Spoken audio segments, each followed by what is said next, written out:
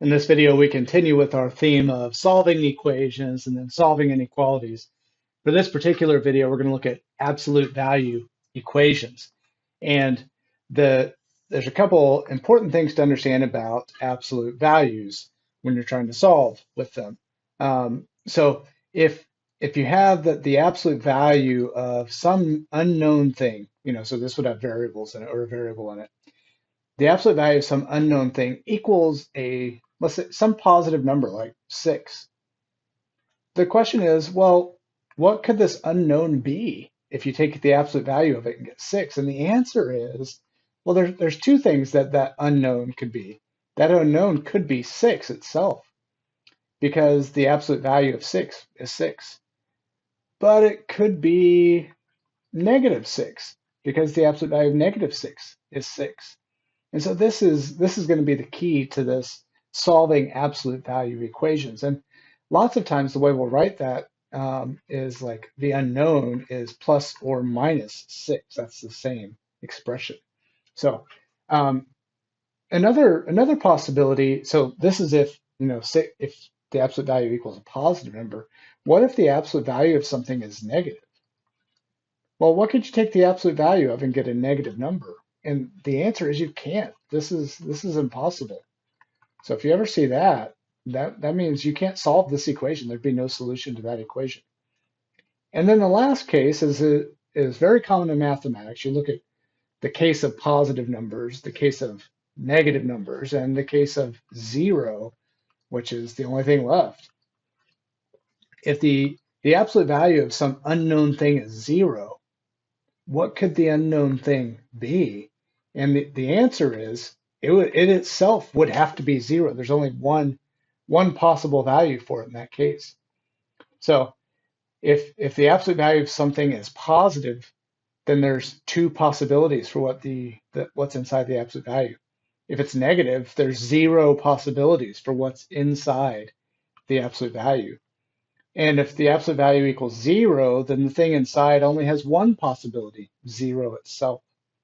So we're going to put this to work solving some absolute value equations. Let's start pretty basic here and solve the equation absolute value of 2x minus 6 equals 7. And I really implore you to not memorize steps here, but think about, because this is very logical, we're asking, right? This is our unknown. What could it be? What can you take the absolute value of and get 7? And the answer is that unknown, 2x minus 6, could be 7, or it could be -7. So 2x minus 6 equals plus or minus 7. The reason this is important is because now that those walls are down, those absolute value walls are down, now we're free to move terms around to try to get x by itself. And now it's basic algebra. So we can add 6 to both sides. So +6 plus or minus 7. Just make sure your plus or minus stays with the 7. So if you want, you could write plus or minus 7 and then +6. That is also totally fine. It's just more common to do 6 plus or minus 7, kind of like in the quadratic formula. And then just divide both sides by 2. So x equals, you could say 6 plus or minus 7 all divided by 2, or you could divide each of those by 2, 6 halves plus or minus 7 halves. But in either case, there's two answers here. 6 plus 7 is 13 over 2. That's one answer. 6 minus 7 is -1 over 2. That's your other answer. So there are two solutions to this equation. X could be 13 halves, or x could be -1/2. So pretty straightforward. Let's try a couple others. We won't do too many of this.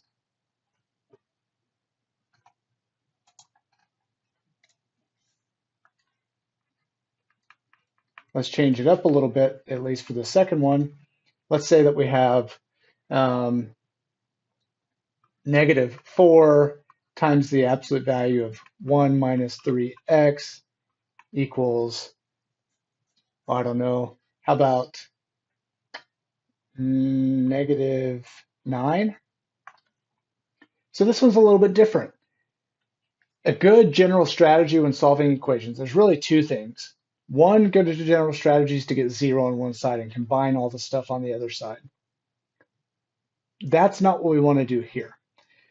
The other strategy that you might like, or that is very common, sorry, you may or may not like it, is if you see something strange looking in the equation, get it by itself. So in that case, that's the absolute value. We want to isolate this guy. And to get it by itself, since it's multiplied by -4, I need to divide both sides by -4. Well, -9 divided by -4 is a negative divided by a negative, which is positive 9/4. And now it's just like the previous problem. What can we take the absolute value of to get 9/4? Well, 1 minus 3x could be 9/4 or -9/4. And now we just use algebra to get x by itself. So we'll subtract 1, which again I'm going to write as -1 plus or minus 9/4, and then divide by -3. And in this case, since this already has a fraction, I'm going to divide each term by -3. So -1 divided by -3 is positive 1/3. Write out that step if you need to, if you're taking notes. Plus or minus 9/4 divided by 3 is 9/12. And the plus or minus is still plus or minus if you divide by a negative. So 9/12, which reduces to 3/4. Again, write out as much work as you want to there. So we've got two solutions, 1/3 plus 3/4. Getting a common denominator of 12, that'd be 4/12 plus 9/12, which is 13/12.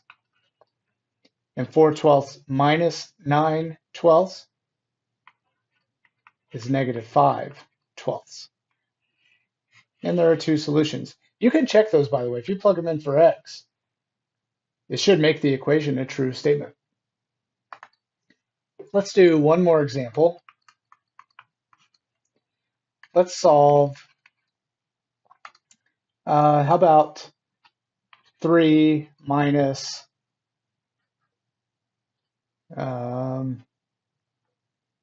3 minus 4 times the absolute value of 6x equals 27. Again, the strange looking part of this equation is the absolute value, so let's get it by itself. What a lot of people will do here is say 3 minus 4 is -1. And it is. I won't argue that. However, we can't do that here because it's not 3 minus 4. It's 3 minus 4 times this absolute value. So when we start dismantling this, we have to subtract the 3 from both sides first. Write that down in your notes if you're not familiar with that. So subtract the 3 first to get 24. And now, since this is multiplication by -4, we'll divide both sides by -4 to give us a -6 on the right-hand side. Now this is one, every time you get the absolute value by itself, just stop and think about what can you take the absolute value of to get -6? You can't. So no matter what you do here, there's no solution to this. That's impossible to occur.